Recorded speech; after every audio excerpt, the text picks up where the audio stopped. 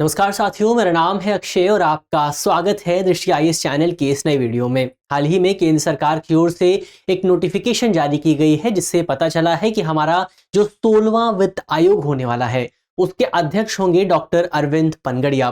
तो इस संबंध में एक इंपॉर्टेंट नोटिफिकेशन, एक अधिसूचना सरकार की ओर से जारी की गई है।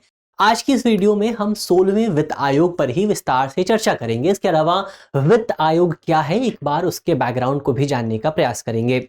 चलिए वीडियो की शुरुआत करते हैं और सबसे पहले वीडियो की रूपरेखा क्या रहने वाली है एक बार उस पर बात कर लेते हैं। सबसे पहले वीडियो में हम न्यूज यानी खबर पे बात करेंगे, जो खबर का इंपॉर्टेंट बैकग्राउंड है एक बार उसको समझेंगे। इसके अलावा 16वें वित्त आयोग की टर्म्स ऑफ रेफरेंसेस क्या होने वाली है, एक बार इस पर भी बात करेंगे। वित्त आयोग क्या होता है एक बार उसको भी समझेंगे और अंत में एक सवाल पर भी बात होगी। सवाल जो है वो आपका प्रीलिम्स का है और आप कमेंट बॉक्स में सवाल का जवाब दे सकते हैं। इसके अलावा ये जो टॉपिक है आप इसको जीएस पेपर 2 से जोड़कर देख सकते हैं और ये भारतीय राज व्यवस्था यानी कि इंडियन पॉलिटी का जो सेगमेंट है वहां से आपको जुड़ता हुआ दिखाई दे जाएगा। चलिए आगे बढ़ते हैं और सबसे पहले जो हालिया खबर है उस पर विस्तार से एक बार बात कर लेते हैं। तो सरकार की ओर से एक नोटिफिकेशन जारी किया गया है, हमने इसको पहले ही देखा। नोटिफिकेशन क्या है? ये नोटिफिकेशन नीति आयोग के जो पहले उपाध्यक्ष थे, नीति आयोग क्या था तो आपको याद होगा कि सरकार ने नीति आयोग नाम से एक नया थिंक टैंक बनाया था। किसको रिप्लेस किया था? तो योजना आयोग को रिप्लेस किया था। तो योजना आयोग के बदले नीति आयोग इंस्टीट्यूट बनाया गया था और इसके जो पहले उपाध्यक्ष थे उनका नाम था डॉक्टर अरविंद पनगड़िया। अब इन्हीं को ही 16वें वित्त आयोग के नए अध्यक्ष के तौर पर नियुक्त किया गया है। तो ये हमने पूरी खबर पे बात की। इसके अलावा जो नोटिफिकेशन है वो ये भी बताती है कि जो वित्त मंत्रालय में संयुक्त सचिव के तौर पर नियुक्त है यानी कि ऋत्विक रंजन पांडे, इनको आयोग का सचिव बनाया गया है, सेक्रेटरी बनाया गया है। इसको भी हमने समझा। इसके अलावा सिफारिशें जो हैं आयोग की यानी कि जो 16वें आयोग की सिफारिशें होंगी, रिकमेंडेशंस होंगी, वो 5 साल तक की अवधि के लिए लागू होंगी और ये 5 साल तक की अवधि है 2026 से 2030 तक। 2026-27 का जो फाइनेंशियल ईयर है वहां से सिफारिशें लागू होना शुरू होंगी और कहां तक लागू होंगी? ये आपका लागू होंगी 2030 से 2031 तक। और ये जो आयोग है ये आयोग मुख्य तौर पर अपनी रिपोर्ट देगा 31 अक्टूबर 2025 को। तो ये हमने आयोग के बारे में बात की। इसके अलावा अगर आप 15वें वित्त आयोग की बात करें, 15th फाइनेंस कमीशन की बात करें, तो वो आपका एनके सिंह की अध्यक्षता में बनाया गया था और इसकी जो अवधि थी वो 2021 से लेकर 2025 के आसपास थी। तो 2021-22 का जो फाइनेंशियल ईयर था वहां से लेकर 2025-26 के फाइनेंशियल ईयर तक आपका ये जो 15वां वित्त आयोग है इसने काम किया था। इसने सिफारिश क्या थी? इसने सिफारिश वही सिफारिश को दोहराया था जो कि 14वें वित्त आयोग ने दी थी। यानी कि इसने ये कहा था कि राज्य केंद्र का जो विभाज्य कर पूल है यानी केंद्र के पास जितना भी अमाउंट मौजूद है जो कि कर का है, टैक्स से आया है और राज्यों के साथ डिवाइड होना है, उसमें से 41% जो टैक्स जो अमाउंट है वो आपका स्टेट्स को दिया जाना है। तो ये जो सिफारिश है ये आपका जो 15वां वित्त आयोग था उसकी ओर से दी गई थी। अब 16वां वित्त आयोग आएगा, वो बताएगा कि कितना अमाउंट राज्यों को देना चाहिए। तो ये हमने पूरी खबर पे बात की, खबर के बैकग्राउंड को समझा। अब हम 16वें वित्त आयोग की टर्म्स ऑफ रेफरेंसेस पे बात कर लेते हैं, यानी कि संदर्भ की शर्तों को देख लेते हैं। संदर्भ की शर्तों का मतलब यह है कि जो 16वां वित्त आयोग है वो क्या क्या काम करने वाला है, यानी किन बिंदुओं पर, किन टॉपिक्स पर, किन विषयों पर विचार करने वाला है। तो एक बार उसको भी देख लेते हैं। इसमें से जो पहला टॉपिक होगा वो केंद्र और राज्य के बीच आपका कर का वितरण किस तरह से किया जाएगा, यानी कि जो भी विभाज्य पुल है, जो भी डिविजिबल जो टैक्स का अमाउंट है जो सरकार एकत्र करती है, जो कि केंद्र सरकार के पास जाता है, उसमें से कितना अमाउंट आपका राज्यों को मिलेगा और जो अमाउंट राज्यों को मिल रहा है उसमें से कितना कौन से राज्य को कितना अमाउंट मिलेगा, ये तय करने की जो जिम्मेदारी है वो भी आपका वित्त आयोग की है। इसको एक एग्जाम्पल से भी आप समझ सकते हैं।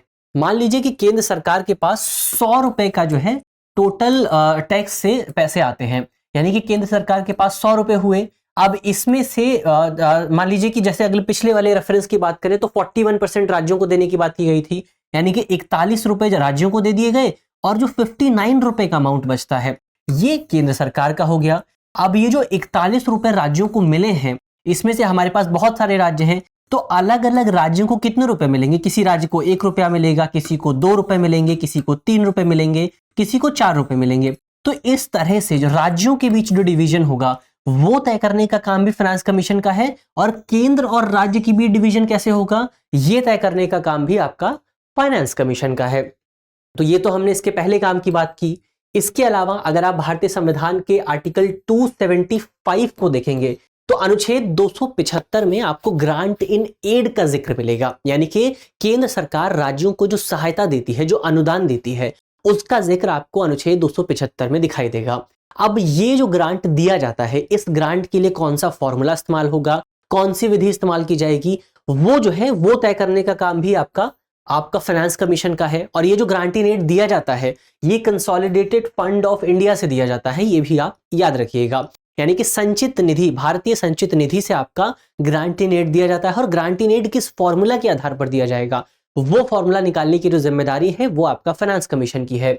इसके अलावा हमारे देश में जो पंचायती राज संस्थानें हैं उनकी फाइनेंशियल स्टेबिलिटी कैसे मजबूत की जाए, राज्यों की जो संचित निधि फंड है, स्टेट कंसोलिडेटेड फंड, उसको कैसे मजबूत किया जाए, इसको लेकर सिफारिश करने का काम भी फाइनेंस कमीशन का है।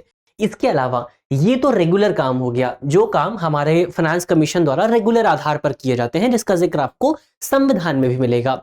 लेकिन कुछ काम जो होते हैं वो नए नए रेफरेंस में जुड़ते रहते हैं। जैसे संविधान ये कहता है कि केंद्र सरकार चाहे तो फाइनेंस कमीशन को कोई दूसरा काम भी फाइनेंशियल मैटर से जुड़ा दे सकती है। अब उसी को ध्यान में रखते हुए केंद्र सरकार ने 16वें वित्त आयोग के टर्म्स ऑफ रेफरेंस में एक नया पॉइंट ऐड किया है, और वो ये है कि हमारा जो 16वां वित्त आयोग है वो आपदा प्रबंधन वित्त पोषण की जो प्रणाली है भारत में, यानी कि डिजास्टर, अगर कोई डिजास्टर आती है तो वहां पर फाइनेंसिंग कैसे की जाएगी उस डिजास्टर से निपटने में, उसका जो पूरा सिस्टम है, उस सिस्टम को लेकर भी जो सिफारिश है, उस सिस्टम का जो मूल्यांकन है वो हमारे वित्त आयोग द्वारा किया जाएगा। जब आप इस सिस्टम की बात करते हैं तो इस सिस्टम में आपको आपदा प्रबंधन अधिनियम 2005 यानी कि डिजास्टर मैनेजमेंट एक्ट 2005 के तहत जो 2 फंड बनाए गए हैं उन फंडों का जिक्र आपको दिखाई देगा। कौन कौन से फंड हैं? इसमें आपका पहला फंड है NDRF यानी कि नेशनल डिजास्टर रिस्पांस फंड। ये क्या है? ये एक आपका यूनियन का फंड है, यानी कि केंद्र सरकार द्वारा इसका इस्तेमाल किया जाता है NDRF का। इसके बाद एक फंड आता है SDRF यानी कि स्टेट डिजास्टर रिस्पांस फंड। इसका इस्तेमाल ये आपको प्रत्येक राज्य में दिखाई देगा।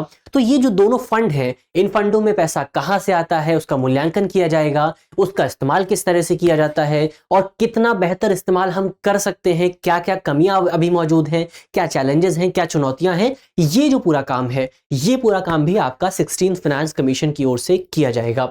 तो ये हमने 16th फाइनेंस कमीशन के टर्म्स ऑफ रेफरेंसेस को देखा। अब हम अंत में एक बार फाइनेंस कमीशन के बारे में भी बात कर लेते हैं, वित्त आयोग को भी देख लेते हैं।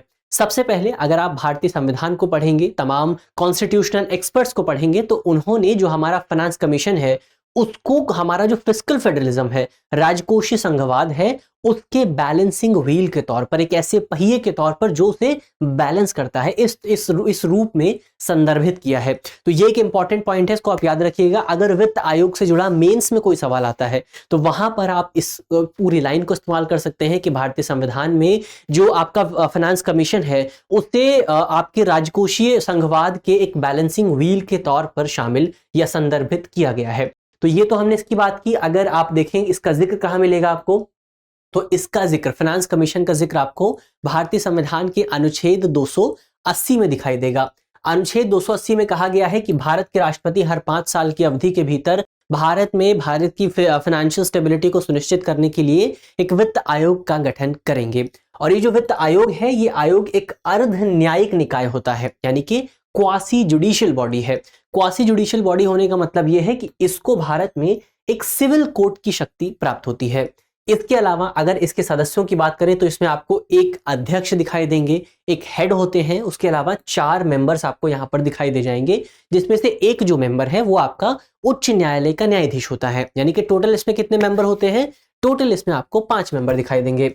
इसके अलावा इन सदस्यों की जो योग्यता निर्धारण की जो प्रक्रिया है वो आपका संसद द्वारा तय की जाती है। इसके अलावा जो कार्यकाल है वो राष्ट्रपति द्वारा निर्धारित किया जाता है और पुनर्नियुक्ति के लिए भी ये लोग योग्य होते हैं। इसके अलावा वित्त आयोग की जो सिफारिशें हैं वो सिफारिशें केंद्र सरकार के लिए बाध्यकारी नहीं होती हैं, बाइंडिंग नहीं होती हैं।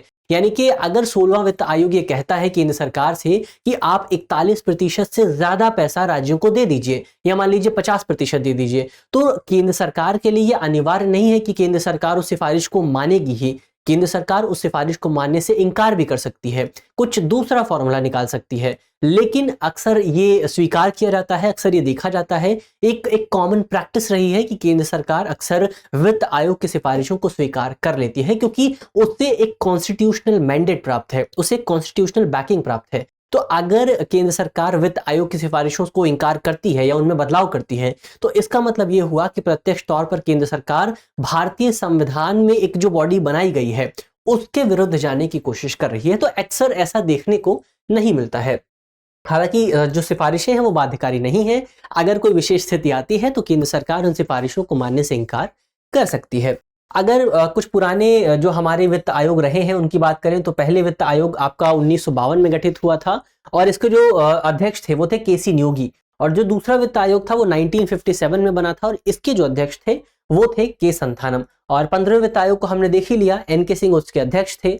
इसके अलावा आपको राज्य वित्त आयोग का भी का प्रावधान भी मिलेगा। इसका प्रावधान आपको भारतीय संविधान के अनुच्छेद 243 में देखने को मिलेगा। और यहाँ पर जो गठन होता है वो राज्यपाल द्वारा हर 5 वर्ष की अवधि के भीतर किया जाता है। और राज्य वित्त आयोग का बेसिक काम ये है कि वो राज्यों में जो पंचायती संस्थान हैं, जो नगर पालिकाएं हैं, उनकी स्थिति में कैसे सुधार किया जाए इस पर वो सिफारिश देते हैं। तो ये हमने बेसिकली भारत में वित्त आयोग क्या करता है, किस तरह से काम करता है, क्या प्रोसेस है, पूरा गठन किस तरह से होता है, संरचना क्या होती है, उस पर विस्तार से हमने बात कर ली है। चलिए यहाँ पर ये जो पूरी खबर है ये समाप्त होती है और अब हम अंत में एक जो करंट अफेयर का सवाल है एक बार उस पर भी बात कर लेते हैं। तो आज का हमारा करंट अफेयर का सवाल है कि 15वें वित्त आयोग का अध्यक्ष कौन है। यानी कि 15वें वित्त आयोग की हमने बात की, इसका एक बार इसकी एक इंपॉर्टेंट इससे जुड़ा पॉइंट ये है कि 15वें वित्त आयोग की जो सिफारिशें हैं वो आपका 2026 तक लागू रहेंगी। ये इंपॉर्टेंट चीज है, इसको आप याद रखिएगा। और जो 16वां वित्त आयोग है, 16th फाइनेंस कमीशन, उसकी जो सिफारिशें हैं हमने देखा पहले ही कि उसकी सिफारिशें 2026 के बाद लागू होंगी। तो अभी कौन सी सिफारिशें लागू हैं? अभी आपका 15वें वित्त आयोग की सिफारिशें लागू हैं। तो आपको कमेंट में ये बताना है कि ये जो 15वां वित्त आयोग है इसके अध्यक्ष कौन थे। हमारे ऑप्शन है, option A Amitabh Kant, option B Sunil Arora, option C Arvind Panagariya या ऑप्शन डी एन.के. सिंह। तो कमेंट बॉक्स में सवाल का जवाब देना बिल्कुल भी मत भूलिएगा। बहुत आसान सा सवाल है, अगर आपने वीडियो को ध्यान से देखा है तो आसानी से सवाल का जवाब आप दे सकते हैं। तो मुझे उम्मीद है कि वीडियो में हमने जिन भी बिंदुओं पर बात की है वो आपको समझ में आए होंगे और अगर आपके प्रश्न पत्र में इससे जुड़ा कोई भी सवाल आता है तो आप उसे आसानी से हल कर सकेंगे। मिलते हैं आपसे अगली वीडियो में, तब तक के लिए अपना ख्याल रखिए। अगर आप चैनल पर नए हैं तो चैनल को सब्सक्राइब करना बिल्कुल मत भूलिएगा और ध्यान रखिए अपना, सर्दी ज़्यादा बढ़ गई है तो आप ख्याल रखिए, पढ़ते रहिए। धन्यवाद।